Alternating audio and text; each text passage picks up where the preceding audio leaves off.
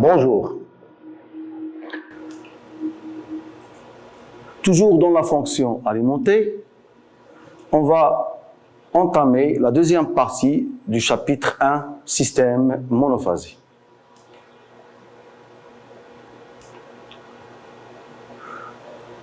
La loi d'Ohm en régime sinusoïdal. Considérons un dipôle D passif linéaire et alimenté en régime sinusoïdal. Alors voilà un dipôle D qui est alimenté par U de T, c'est une tension sinusoïdale, et parcouru par un courant sinusoïdal I de T. Alors le rapport Z qui est égal à U sur I, avec U c'est la valeur efficace de la tension U de T, et I c'est la valeur efficace du courant I de T. Alors, ce rapport, il est constant et appelé impédance du dipôle et s'exprime en ohm.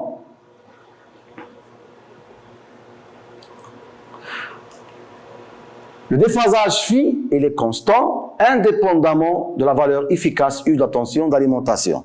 Donc, le déphasage ne dépend pas de la tension avec laquelle on a alimenté le dipôle, mais il dépend seulement de la nature de ce dipôle.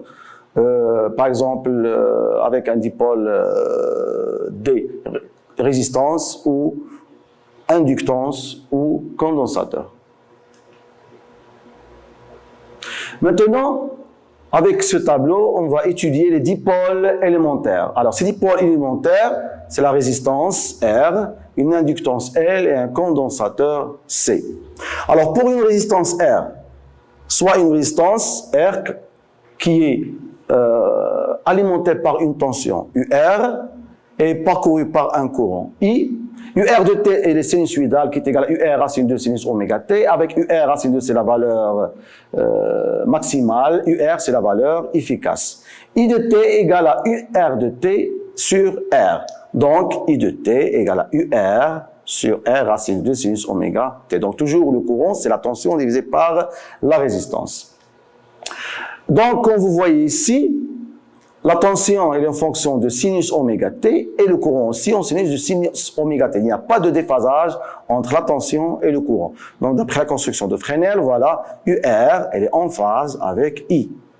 Donc, en valeur efficace, généralement, on a dit que I égale à U sur Z, puisque Z égale à, d'après la loi d'Ohm de dipôle, Z égale à U fois I. Donc, I égale à U, R sur l'impédance de la résistance.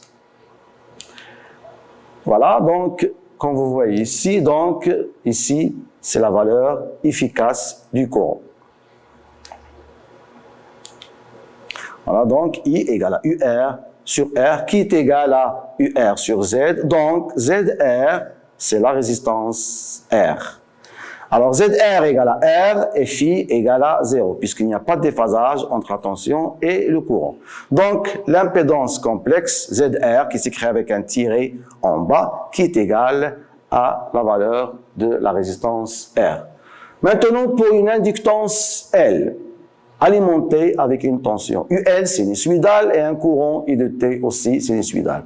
Alors, I de T égale à I racine 2 sinus oméga T. Avec I racine 2, c'est la valeur maximale, I, c'est la valeur efficace. UL de T, c'est L DI sur DT. Donc, toujours lorsqu'on a une bobine, la tension au bord d'une bobine, c'est L DI sur DT. DI, c'est la dérivée de I, c'est I'. Donc, UL de T égale à L I'. Alors, UL de T est égal à la dérivée de IT, donc c'est I racine de sinus oméga T, sa dérivée, donc on va laisser la constante I racine de 2, il ne va pas changer. La dérivée de sinus de oméga T, c'est oméga fois cosinus de oméga T, multiplié par I racine de 2, ça donne UL de T égale à L oméga I racine de 2 cosinus oméga T.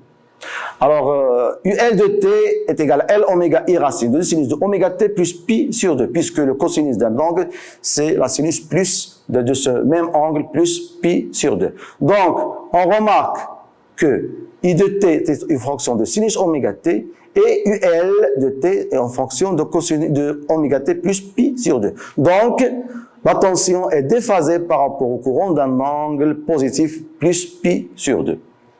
Donc, on voit d'après la construction de Fresnel, I est pris comme origine de phase, donc UL est déphasé, il est en quadrature de phase, ça veut dire il est déphasé de plus pi sur 2 par rapport au courant. Donc, en valeur efficace, UL égale toujours la tension, c'est l'impédance fois le courant. Donc, voilà l'impédance, donc normalement c'est l'impédance fois le courant. Donc la valeur efficace ici dans la tension c'est L oméga I. C'est L oméga I. Et voilà, donc on aura UL est égal à ZL fois I qui est égal à L oméga fois I. On peut en déduire que ZL égale à L oméga et phi égale à plus pi sur 2 puisqu'il y a un déphasage du courant par rapport à la tension de pi sur 2. L'écriture d'impédance complexe s'écrit ZL égale à JL oméga. Maintenant, pour le condensateur C. Alors, soit un condensateur alimenté par une tension UC, sinusoïdale, et parcouru par un courant I, sinusoïdal. UC de T égale à UC racine de sinus oméga T. UC, c'est la valeur efficace de la tension, et UC racine de 2, c'est la valeur maximale. IT égale à C UC sur DT, toujours dans un condensateur. La valeur I de T égale à C UC sur DT. UC, c'est U', c'est-à-dire c'est la dérivée de UC de T. Alors, donc la dérivée de sinus, c'est oméga fois cosinus. Donc, on va remplacer ici oméga fois cosinus. Donc, on trouve oméga, c'est oméga, UC, racine de 2, cosinus oméga T. Alors, on va remplacer cosinus oméga T par sinus oméga T plus pi sur 2. Donc, d'après les règles trigonométriques. Donc, I de T égale à C oméga UC racine de sinus oméga T plus pi sur 2. Alors, qu'est-ce qu'on remarque? Que la tension est en fonction de sinus oméga T et le courant en fonction de oméga T plus pi sur 2. Donc, il y a un déphasage du courant par rapport à la tension de plus pi sur 2. Donc, d'après la construction de Fresnel, c'est le courant qui doit être en avance par rapport à la tension d'un angle de moins pi sur 2. Où on dit qu'ils sont en quadrature de phase. Donc, en valeur efficace, I égale à toujours la tension sur l'impédance, ZC, qui est égal à, d'après cette formule-là, donc, qui est égal à C oméga UC. Voilà, donc, I égale à UC sur Z, qui est égal à C oméga fois UC. Donc, on peut en déduire que l'impédance Z égale à 1 sur C oméga, puisque UC sur Z égale C, donc on simplifie par UC, donc on trouve C oméga égale à 1 sur Z, donc Z égale à 1 sur C oméga. Et phi égale à moins, d'après cette construction de Fresnel, phi égale à moins pi sur 2. Donc l'écriture complexe d'une impédance, de l'impédance lorsqu'il s'agit d'un condensateur, ZC égale à 1 sur JC oméga. Donc toujours ZC s'écrit avec un tiré en bas. Alors maintenant, on va voir ce déphasage graphiquement. Donc pour chaque dipôle élémentaire. Alors pour une résistance, comme vous voyez ici, donc ils sont en phase. Et d'après la construction de Fresnel, voilà, I, elle est en phase avec le courant. Lorsqu'il s'agit d'une bobine, c'est-à-dire d'une inductance, Z égale à L oméga et phi égale à pi sur 2. Donc, on voit bien qu'ils sont déphasés entre eux. Donc, il y a un déphasage entre la tension et le courant. Donc, la tension, elle est en noir, le courant est en rouge. D'après la construction de Fresnel, c'est le courant qui est en retard de phase par rapport à la tension d'un angle de pi sur 2. Donc, on voit bien ici que, voilà, c'est le courant qui est donc, qui vient, c'est la tension qui vient en premier et après c'est le courant. Donc, c'est le courant qui est en retard par rapport à la tension. Alors, lorsqu'il s'agit d'un condensateur, Z égale à 1 sur C oméga, c'est l'impédance de ce condensateur. Phi égale à moins pi sur 2, c'est le déphasage entre courant et tension. Alors, on voit bien que ils sont déphasés entre eux, la tension et le courant. La tension, c'est en noir et le courant, c'est en vert. Alors, la tension ici, donc voilà, elle est en retard par rapport au courant. Ou bien, on dit que le courant, elle est en avance de pi sur 2 par rapport à la tension. Et on peut voir ça clairement, voilà. C'est le courant qui vient le premier et la tension qui vient après. Donc, le courant, elle est en avance par rapport à la tension. Prenons l'exemple d'un circuit RL en série. C'est-à-dire, on va associer une résistance en série avec inductance L et on va l'alimenter par une tension U. Donc, l'inductance sera alimentée par une tension UL, la résistance sera alimentée par une tension UR, et voilà la construction de Fresnel va nous donner la résultante U qui est égale à vecteur U plus le vecteur UR plus UL. Donc, normalement ici, tangente phi égale à UL sur UR. Alors, UL égale à L oméga I, UR égale à R, c'est-à-dire l'impédance de R fois le courant, U égale à l'impédance Z fois le courant. On va simplifier par le courant parce qu'il est le même. Donc, on obtient la construction de Fresnel suivante. Voilà, donc on a L oméga, R et Z. Donc, on peut en déduire la relation entre Z et L oméga et R. Alors, Z, d'après le théorème de Pythagore, égale à racine carrée de R carré plus L oméga R. Et tangente phi égale à L oméga sur R. Donc, phi égale à tangente moins 1 de L oméga sur R. Donc, phi, c'est le déphasage de I sur U, c'est-à-dire du courant sur la tension. Maintenant, on va étudier ce même circuit RL en série, mais avec les nombres complexes. Alors, soit une inductance en série avec une résistance alimentée avec un signal sinusoïdal VE. L'impédance Z, c'est R plus JL oméga, puisque R est en série avec l'inductance L, donc Z égale à R plus JL oméga. Alors, pour calculer l'impédance, le module de l'impédance Z, donc on va appliquer les lois des nombres complexes. Z, normalement, lorsque Z égale à A plus JB, donc Z égale à racine de A carré plus B carré. Donc c'est le cas ici, Z égale à racine de R carré plus L carré oméga carré, avec R c'est la partie réelle, L oméga c'est la partie imaginaire. Phi égale à arc tangente de L oméga sur R.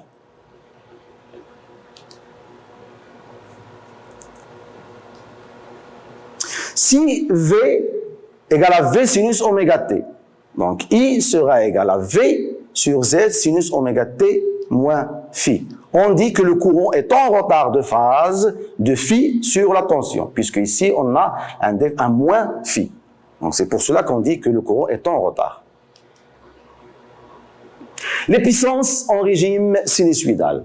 Alors soit un récepteur monophasé, alimenté par une tension, un générateur qui délivre une tension sinusoïdale monophasée. Alors, il est alimenté par, le récepteur est alimenté par une tension U de T, parcourue par un courant I de T.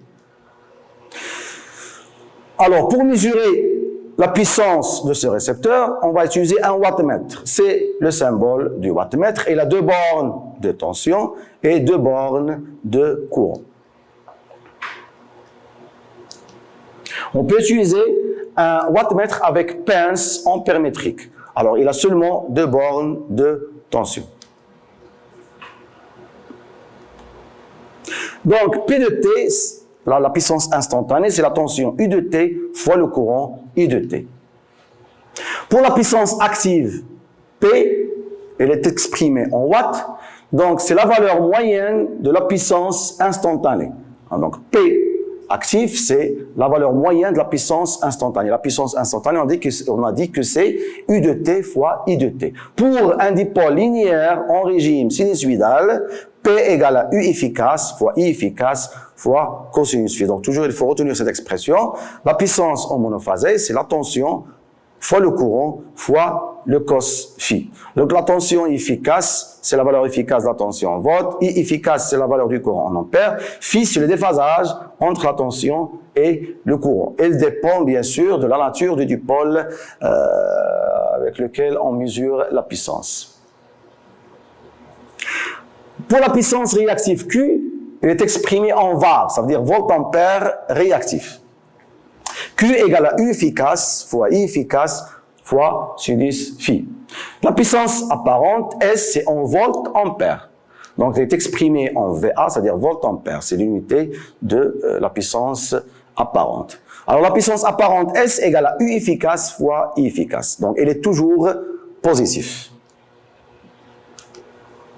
Pour la relation entre les puissances, on a trois puissances. Puissance réactive, puissance active et puissance apparente. Donc, cos phi égale à normalement P, c'est UI cos phi. Donc, cos phi est égal à P sur S. Q égale à UI sinus phi, avec UU égale à S. Donc, on peut dire que sinus phi égale à Q sur S. Tangente phi égale à sinus phi sur cosinus phi, donc c'est Q sur S sur P sur S, on simplifie par S, on trouve tangente phi égale à Q sur P. Si on vous demande par exemple de chercher la puissance réactive et on vous donne, dans les hypothèses, on vous donne le tangente phi et on vous donne par exemple, ou bien seulement le déphasage, on peut calculer le tangente phi et on vous donne la puissance active, on peut facilement calculer la puissance réactive Q. Étant donné que cos carré phi plus sin carré phi égale à 1, d'après les règles trigonométriques toujours, alors normalement cos carré p carré sur s carré plus q carré sur s carré est égal à p carré plus q carré sur s carré. Donc s carré est égal à p carré plus q carré et on peut en déduire s égale à la racine de p carré plus q carré. Donc c'est la formule avec laquelle on peut chercher la puissance apparente. Et si on cherche la puissance apparente, on peut trouver le courant de l'installation.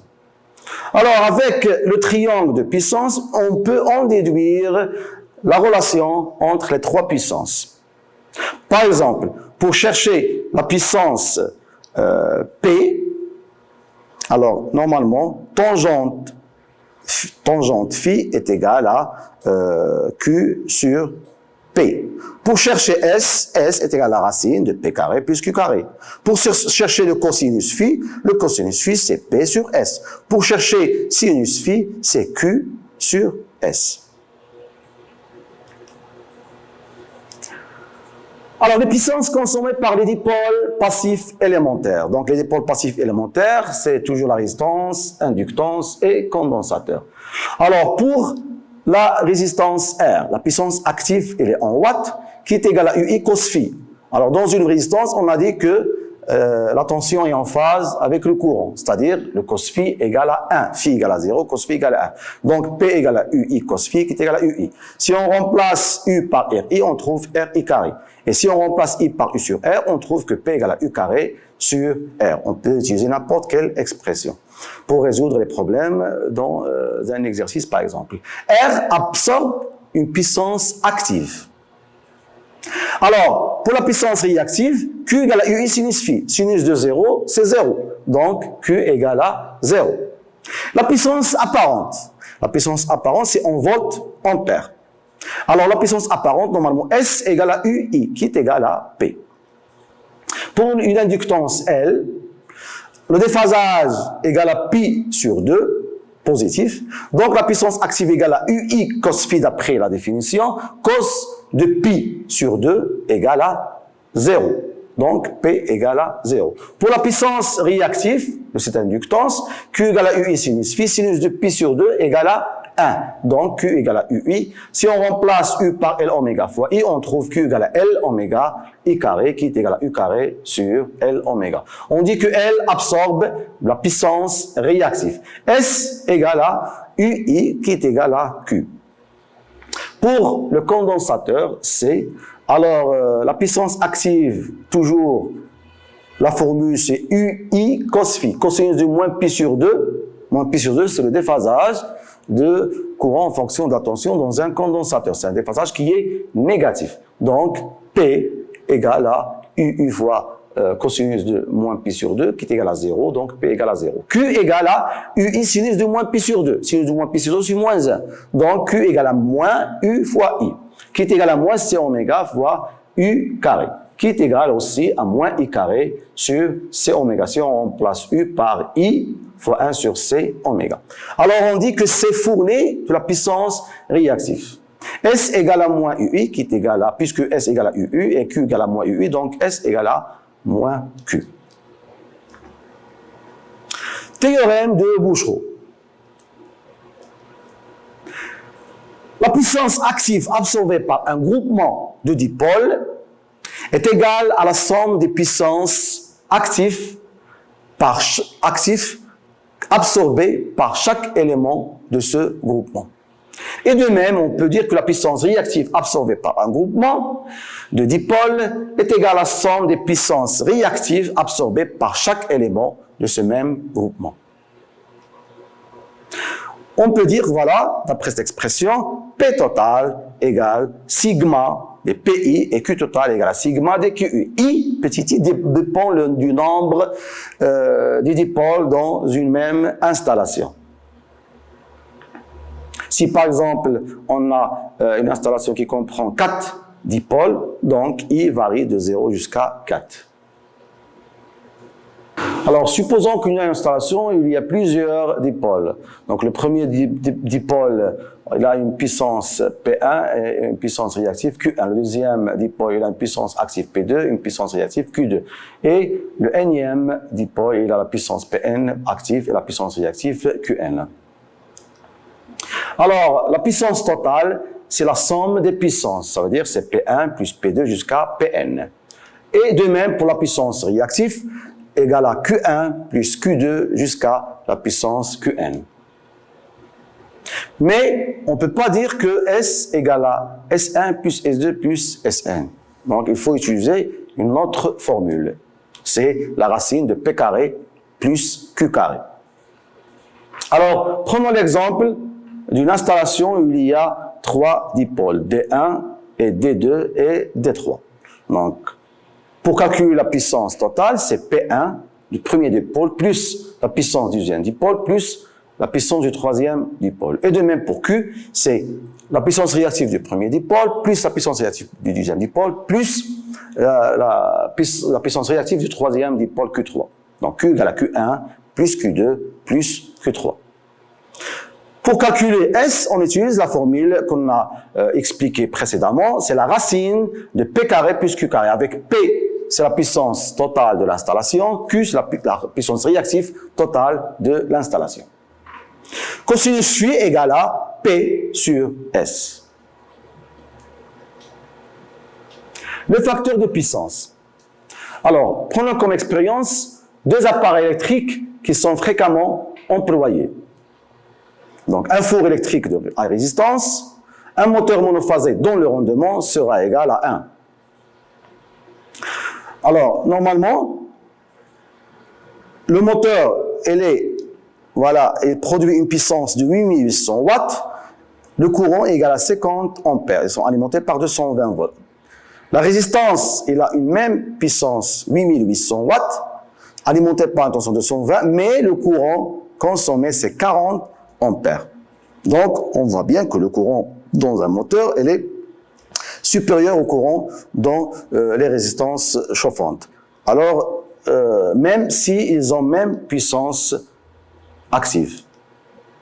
Alors donc, puisque le courant dans le moteur est supérieur au courant dans les résistances, la puissance apparente aussi, elle est supérieure dans un moteur, elle est supérieure à la puissance apparente dans cette résistance.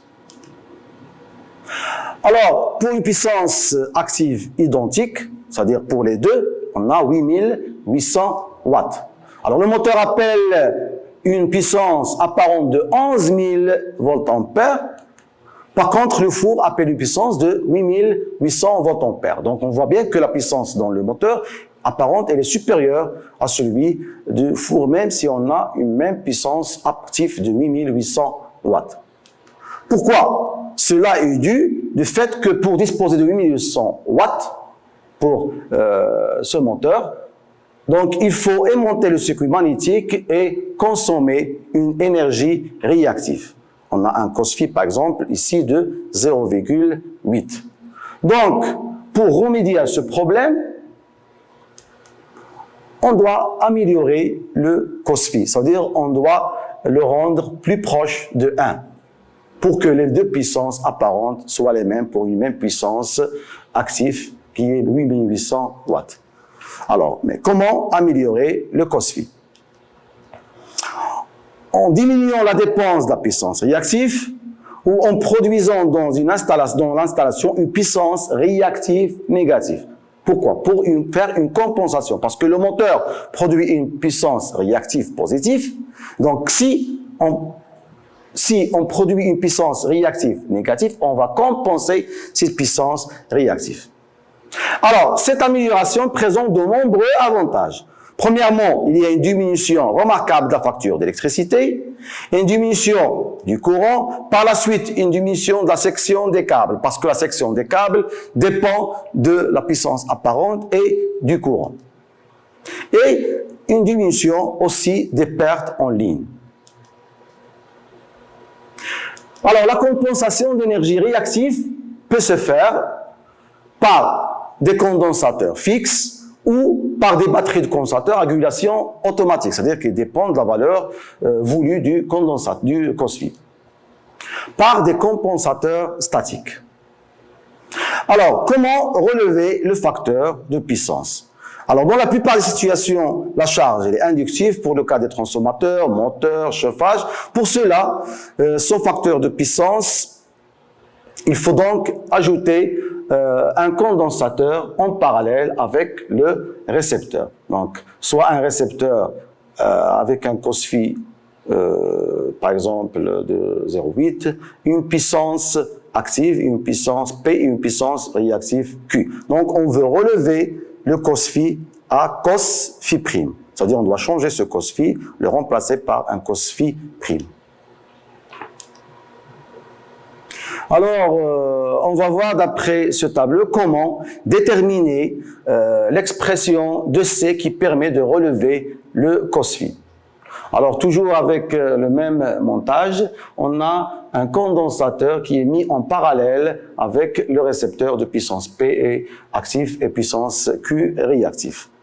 On veut relever le COSFI de COSFI à COSFI'. Alors, pour le récepteur seul, c'est-à-dire ce récepteur, on a une puissance active de P. La puissance réactive, c'est Q, d'après les expressions de puissance, Q égale à P tangente phi. Pour un condensateur, la puissance active, c'est 0, et la puissance réactive, c'est moins C oméga fois U carré. L'ensemble, P plus 0, c'est-à-dire l'ensemble de récepteur plus condensateur, ça donne comme puissance active, il ne change pas, P plus 0, ça fait P. Mais la puissance réactive change, il devient Q plus QC, qui est égal à P tangente phi'. Phi', c'est le nouveau déphasage, après la relevée du cos phi.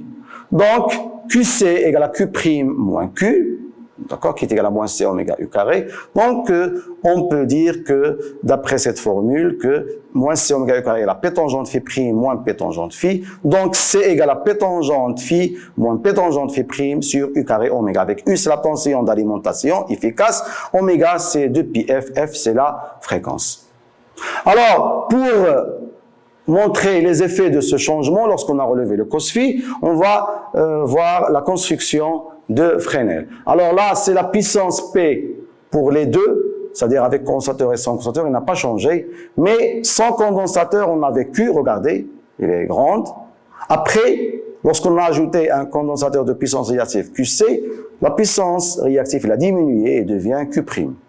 Regardez le déphasage, voilà, avec sans condensateur, il est plus grand que celui avec condensateur. Donc le COSFI, il est inversement proportionnel au déphasage. Lorsque le déphasage diminue, le COSFI augmente. Alors la puissance apparente, d'accord, avant de mettre le condensateur en parallèle, S, regardez, elle est très grande. Par contre, lorsqu'on a introduit un condensateur en parallèle, S' devient plus faible. D'où le courant diminue, et c'est ça l'avantage de la relevée du COSFI. Application, considérons l'installation suivante. Voilà, on a une installation où il y a 3 dipôles. Donc, l'ampoule dipôle 1, c'est l'ampoule P1 de 100 watts. Bien sûr, Q1 égale à 0. Un radiateur, c'est résistif aussi. P2 égale à 1500 watts. Donc, et Q2 égale à 0 puisqu'il s'agit d'un récepteur qui est résistif. Et un aspirateur, c'est un moteur universel. Il a une puissance active de 1250 watts, une puissance réactive de 900 var. C'est un dipôle inductif, bien sûr. On vous demande de calculer la puissance active totale de l'installation, puis de calculer la puissance réactive totale de l'installation, et après, on peut en déduire le courant consommé. Puis, on déduit le facteur de puissance de l'installation. Après avoir trouvé le cos phi de l'installation, on doit le relever avec un cos phi de 0,98. Pour cela, il faut calculer la valeur de la capacité du condensateur à mettre en parallèle. Merci pour votre attention.